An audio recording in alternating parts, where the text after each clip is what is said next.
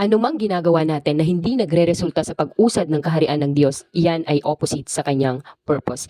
Isang mapagpalang umaga pong muli sa ating lahat mga kapatid. Ngayon po ay itutuloy natin ang mga panalangin na dapat nating unahin ngayong 2024 upang tayo po ay mag-grow spiritually. Ito ay dapat na mga laman ng ating panalangin na para sa ating sarili, sa mga mahal natin sa buhay, sa mga churchmates at ministry members natin. Una, perceive God's will. Second, enact God's will. At pangatlo, advance God's work.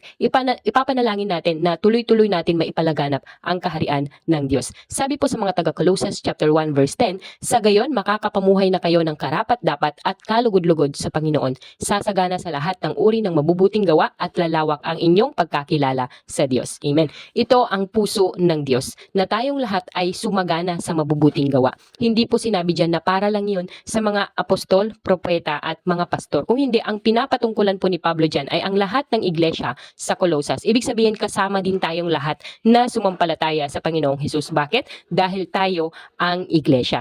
Kaya nga kapatid, tandaan po natin ito. Ang pangunahin nating responsibility bilang kabahagi ng katawan ng Panginoong Hesus ay gumawa ng mabubuting gawa na magpapalaganap ng kanyang kaharian. Maaaring ito ay public worship, private worship, paggawa ng alagad, pagbabahagi ng mabuting balita, at pagministeryo sa mga nangangailangan. And then another is yung pag-fellowship. Fellowship kasama ang kapatiran at marami pang iba.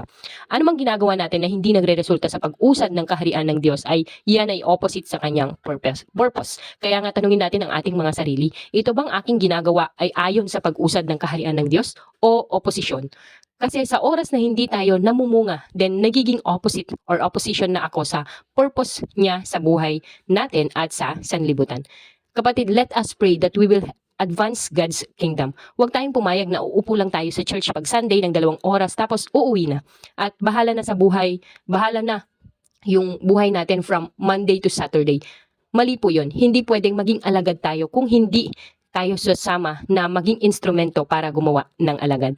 Pwede nating sabihin, Ate Jen, hindi ko naman alam ang kalooban ng Diyos. Kapatid, kung hindi mo na matandaan ang mga commanding will niya sa atin, ay ito ang tandaan natin. Pinakauna at importante na kalooban ng Panginoon ay makilala natin siya, at ang pangalawa ay maipakilala natin siya sa iba. Okay lang kung may panahon na kontento na tayo na may nagpapakain sa atin na pastor spiritually. Pero this time, gawin natin ang kalooban ng Diyos sa atin. Ikaw naman ang maging instrumento para magpakain sa iba. Kaya nga ang panalangin natin ay mamunga ng mabubuting gawa. Okay? So tandaan po natin ito. Pag may nagtanong sa atin, ano ang will ni Lord? Pwede po nating isagot, ang will ni Lord ay makilala ko siya at maipakilala ko siya sa iba. Minsan ang inaantay nating sabihin sa atin ni Lord ay yung sovereign will niya. Pero yung prescriptive o commanding will ng Diyos ay hindi natin ginagawa. Kapatid, tanungin po natin ulit ang ating sarili. Ano na ang mga nagbago sa ating character? Mas naging mapagmahal ba tayo sa Diyos at sa kapwa kaysa nung nakaraang taon? Nagbunga na ba tayo ng mabubuting gawa sa kapwa at naging patotoo na ba tayo na tayo'y anak ng Diyos? May isang karera, 50-yard dash. Dalawa sa mga kasali ay isang Down syndrome na babae na nakasalamin at short. Yung isa naman ay isang bata na malaki ang katawan at nakamaluwang na short din. Hindi nagtagal at nagsimula na silang tumakbo at nagsigawan ng mga nanonood para sa 6 na nagkakarera. Kaya lang itong batang may maluwang na short ay biglang tumakbo palapit sa mga kaibigan niya na nanonood sa gilid. Pinutuhan siya ng coach para bumalik sa racetrack pero hindi pa din ito bumalik. Samantala, yung Down syndrome na babae ay malapit na sa finish line. Kaya lang, napansin niya yung bata na huminto. Alam mo ginawa ng batang babae ay tumakbo ito pabalik sa batang nakamaluwang na short at niyakap ito at hinawakan ng kamay para dalawa silang bumalik sa track ng sabay. Sabay nilang narating ang finish line na magkahawak ang kamay. Alam mo, nung kinausap yung Down syndrome na babae, sabi niya, hindi tayo dapat tumakbo sa karera para i-please ang ating sarili. Kung hindi, tatakbo tayo para i-please ang Diyos. Na ang ibig sabihin ay magbibigay tayo ng panahon na huminto at alalayan ang isang mas mahinang kaibigan o kapatid na kailangang bumalik sa karera. Kaya, kapatid, sino ang mga kapatid natin or kaibigan na nadapa na kailangan nating palakasin at ibalik sa karera? Maaaring ito ay yung kapatid natin na matagal nang hindi nakaka-attend ng worship service, kapatid natin na nakalimot na sa Panginoon dahil sa dami ng problema na pinagdadaanan niya o dahil sa sakit na idinulot sa kanya ng kanyang nasirang relasyon sa asawa at mga anak. Kapatid na dahil sa mga sakit na dinanas niya ay sinira na ang kanyang buhay at nanatili na sa putik na kanyang kinasadlakan.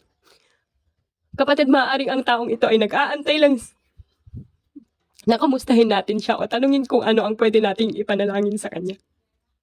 Alam niyo po, sobrang goal-oriented ako. Masyado akong nakatutok sa progress sa hinaharap at sa goal ko na makapagbahagi ng mga salita ng Panginoon sa marami. Pero meron pala akong kailangang balikan at kumustahin. Ang Panginoong Hesus ay hindi sobrang abala sa pagkapanalo sa karera, kung hindi, ang mahalaga sa kanya ay kung paano niya tinatakbo ang karera. At ito rin ang kalooban niya para sa atin. Natakbuhin natin ang ating karera na tinutulungan natin ang iba na makatapos din, to the point na willing tayong maabala para mabigyan sila ng time. Ito ang pagmamahal ng gustong bunga ng Diyos para sa atin, sa ugali natin at sa mga kaluluwang nadadala natin sa Panginoon. Si Mike ay may-ari ng isang restaurant. Marami ang kanyang mga branches na nagsiserve ng hamburger at pizza. Maaaring sabihin niya na siya ay isa lamang taong gumagawa ng hamburger. Kaya lang, si Mike ay mas higit pa sa pagluto ng hamburger. Ang ginagawa niya, basic lang ito sa kanya, gaya ng pagpapasweldo niya ng tama sa kanyang mga empleyado, pagtrato ng maganda sa kanyang mga customers.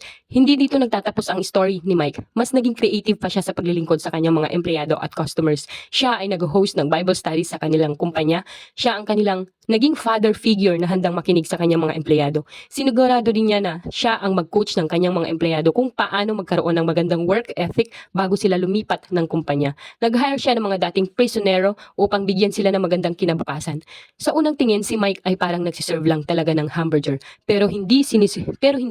Sinisigurado niya na sa bawat hakbang niya ay naglilingkod siya sa Diyos at nagmamahal sa kapwa. Kapatid, ito ang ipanalangin natin sa ating sarili at sa ating church, that we might advance God's work. Again, merong 5 panalangin na gusto ni Pablo na laman ng ating mga panalangin. Una, perceive God's will. Pangalawa, enact God's way. At pangatlo, advance God's work. At abangan po natin bukas o sa mga susunod na araw ang natitira pang 2 na panalangin na dapat nating inuuna. Yun ay ang cultivate God's knowledge, experience God's power. Inaanyayahan ko po kayong tapusin ang lahat ng mga 5 panalangin na ito na hinahanap sa atin ng Panginoon upang tayo ay sama-samang lumago sa ating paraan ng pananalangin. Maraming salamat po sa inyong pakikinig at panonood sa ating mga videos. Huwag po natin kalimutang mag-subscribe sa ating YouTube channel, ang Bacanais Mini Farm. At kung may natutunan po kayo or gusto nyo ng maging mga ganitong content ay pa-share po sa inyong mga kakilala para mas marami po tayong maabot na mga kaluluwa. Maraming salamat po and God bless everyone.